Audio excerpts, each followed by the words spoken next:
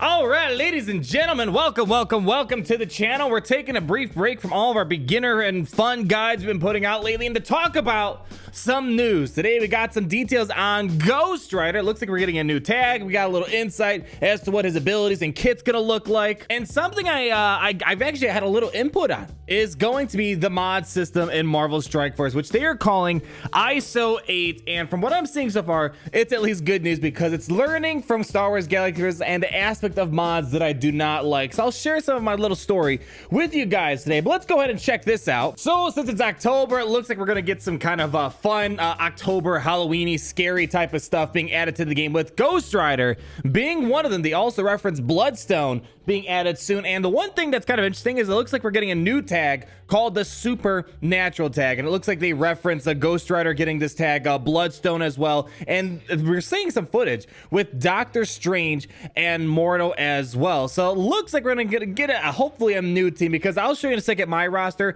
I do not have Doctor Strange even unlocked yet, but I do understand his kit a little bit, and I do understand what the best teams are in the game are. And it kind of seems like the Doctor Strange is kind of in an odd spot. It looks like also Scarlet Witch is going to be kind of having some synergy with Ghost Rider as well. Not sure if Scarlet Witch will get the Supernatural tag, but it kind of sounds like that might be the case. It would be awesome if they added Blade or something like that one day in the game. It looks like we do see a little bit of Blade back there, but I don't know if that means he's going to be coming to Marvel Strike Force. But I just want to put it out there, adding Blade to the Marvel Strike Force would be pretty cool. Now, this is really interesting. Ghost Rider's signature move is going to be the penance stare, and he stares into the eyes of his enemies, making them bear all the pain of their sins. And this is kind of something that gives us a little teaser in terms of what Ghost Rider's kit's gonna be like. The more wicked the opponent, the greater the price to pay. So kind of like how we have Daredevil, if we look at his kit. Yeah, as you see right here, if the target's gonna be a villain, you get a chance to a bonus attack. So that's kind of interesting to see that they're gonna probably integrate something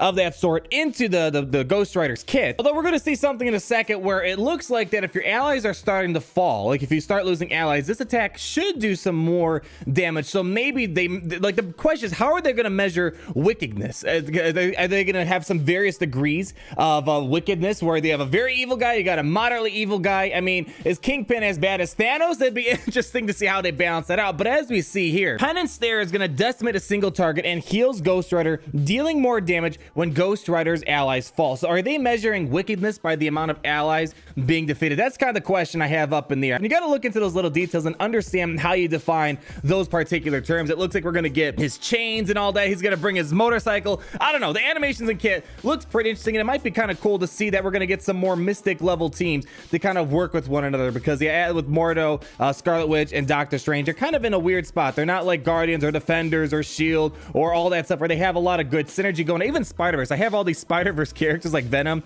and Spider-Man, and now it's like I don't quite know what to do with these guys. So you're gonna pair Ghost Rider with Supernatural, which is a tag we do not have in the game, and Mystic allies for battle bonuses like extra health and focus. So in case you guys don't know, focus is kind of like applying debuffs, negative stats effect. The more focus you have, the higher the chance you have in terms of applying some negative status effects. So since the Ghost Rider is the spirit of vengeance, he gets to avenge fallen allies by attacking enemies who deal the final blow. And it's kind of cool. So it's kind of a double-edged sword. Yeah, on one hand, if you take out the Ghost Rider's enemies, he's going to be punishing you basically either with his penance stare, or in this case, he's going to be attacking enemies who do the final blow. But if you take out the Ghost Rider first, now you're left with the situation where he's going to be granting ability energy to all supernatural allies. And again, ability energy, you're reducing the cooldowns, and so your team can use their special and ultimate abilities a lot faster. So you're kind of left in a catch-22 situation, and I guess depending on the situation, that's really going to help you with that decision, whether you take out Ghost Rider first, or it's okay, take out his enemies, or take out the allies that the Ghost Rider's with. So it's gonna be interesting to see how this character is gonna be released into the game. For me personally, as a beginner player, I probably won't get too much use out of this character, because it really seems like this character is meant to be for the Mystic and the new Supernatural tag. And if we look at my roster, we're really nowhere close. I mean, I'm having a hard time even putting together a Mystic team. I'm working on my Defenders. I'll tell you guys my guide after you work on Defenders what you should be working on next. I don't even have I don't even have Doctor Strange unlocked.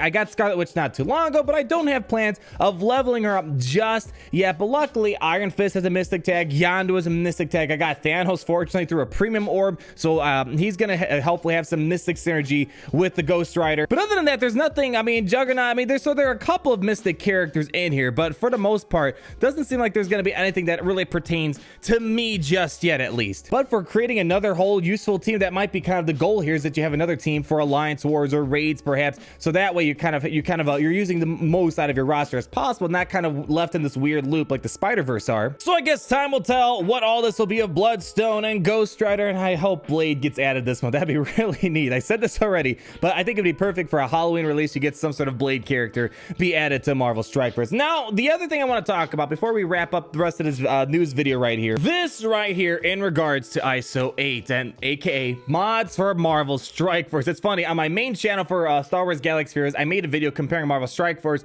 to Galaxy of Heroes, and back then there was no mod system for Marvel Strike Force, and that was kind of a plus. Mods, the way that Galaxy of Heroes has it, it's more stress than benefit. It seems like between the fact that speed dominates Galaxy of Heroes, and just having one extra speed on your character compared to someone else could just really ruin the whole entire battlefield. It's not fun, and there's a lot of RNG and luck involved trying to get those god tier speeds. But when I was at Fox Next about 2 weeks ago or so, mainly to see their Avatar game that they're working on, they did pull me aside, as well as OMG/mobile gamer, however you know him by, Valley Flying, and I believe Casino. And I mean, the first thing I told them with mods is that you just don't do speed. Just not having speed is going to be the first nice thing to kind of work with. So as we see here, the Iso-8 system will not launch with additional speed stats, and that right there, I mean, coming from I guess a refugee of Galaxy of Heroes mod system, that's kind of a pleasant thing to hear. But that means they're going to have to find other ways of making mods interesting. I mean, there is an upside to mods. It helps you tackle content a lot better. It kind of makes things a less monotonous, aka that the strategies you use to go up against teams or creating theory crafted teams for yourself, whether for defense and alliance, it makes things a bit more dynamic. So there is a plus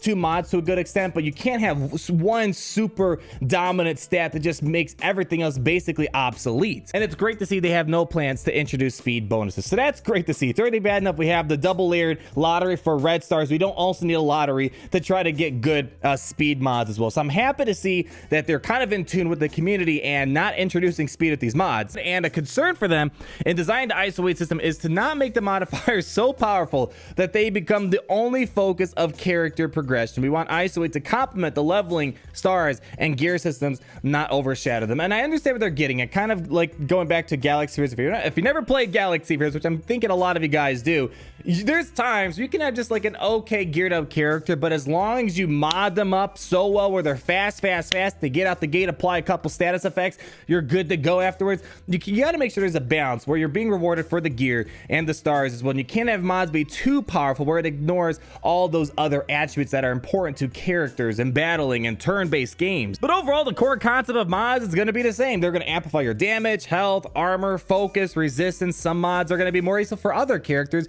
while some mods are going to be unuseful. So for example, it's probably not the wisest to just put a bunch of damage mods on Luke Cage. He's not really a damage dealing character, but for Punisher, it might be interesting to try to load him up with as much damage based mods as possible, especially when he's assisting over and over again and has a massive AoE damage. You probably want to get as much damage out of characters like the Punisher as well as Rocket Raccoon. And I think the other feedback I want to give as well for this new Iso-8 mod system coming to Marvel Strike Force is that hopefully they provide enough tools to manage the mods. Of course, they want to try to keep people within the game, not having to go to third-party resources, so making sure you can filter these Iso-8s very easily, not having to go through page after page and scroll to find the exact things you need. Finding ways to easily get rid of ones that aren't that useful in your roster, because sometimes you have to, for Galaxy Heroes, you have to go through like 1 or 2 or 3 extra steps just to get rid of some mods you don't want. Being able to find certain mods that fit within a certain criteria, just hopefully they add tools so mod management, or Iso-8 management I should call it, is fairly easy. And then being able to try to allow third-party resources, because even the most advanced players will like to get really deep into managing their Iso-8 and making sure they're getting the right ones and just kind of having a better inventory on what they have. So like we have swgh.gg, which is a great mod resource, as well as many other things for Galaxy of Heroes. And it'd be great if they find a way where you can have great third-party tools for those who really want to get deep into Iso-8. They have a lot more resources at their disposal so they can manage Iso-8 a lot better. We'll see where all this pans out. I mean, just because they don't have speed that doesn't mean there won't be a dominant mod. I'm very certain that there's still going to be some sort of dominant mod for Marvel Strike Force. We'll have to wait and see when it gets released, but overall, I'm just happy that it's not going to be a speed only thing, ladies and gentlemen. Comment down below. What are your thoughts on the Ghost Rider? Do you think there might be something that would be fun to check out with Ghost Rider when it gets added to the game? Not sure if there's going to be much for me to check out, but it would be great to see if Ghost Rider at least gives people another team to play around with. And also comment on your Iso-8 thoughts as well. Like if you did enjoy the video, comment down below, and be sure to subscribe so you're not missing a thing. And I'll talk to all of you lovely people in the next video. Peace out, everyone. Party Richter, Party Richter. Down, down, down, down. Party Richter, Party Richter. Son of a bitch. Party Richter, Party Richter. Down, down, down.